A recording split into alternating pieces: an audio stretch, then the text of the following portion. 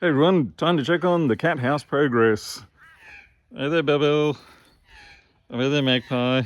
We're always having magpies eating the cat food. Anyway, so the walls are up. The roof is up. Still more screws to put into the roof. Still got to finish up all of these upper areas. Trying to work out exactly what to do. We're going to have a shelf running on the top side of the doorway across to the edge there, and the cats will climb out over the doorway because we'll also have a shelf on the inside here.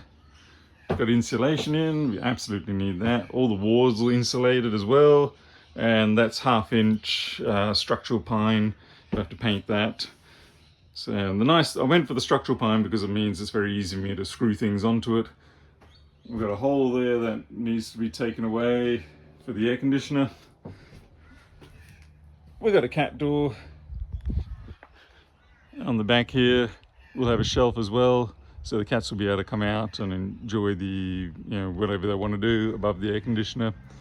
So it's good progress. We're almost there. It's been a lot longer than I expected, but that's pretty normal of all projects in life, isn't it? And once that's done,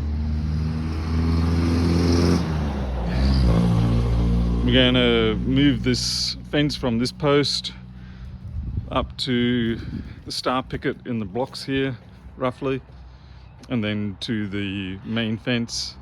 And all this section here will then become part of the interior part of the house. So yeah, lots of work, lots of money, but hopefully when it's all finished, everybody will be really happy. And yeah, we won't have to be dealing with this sort of scrappy situation that we've got right now, where everybody's just kind of roughing it. It'd be nice to finally be able to have something that everybody's really comfortable with.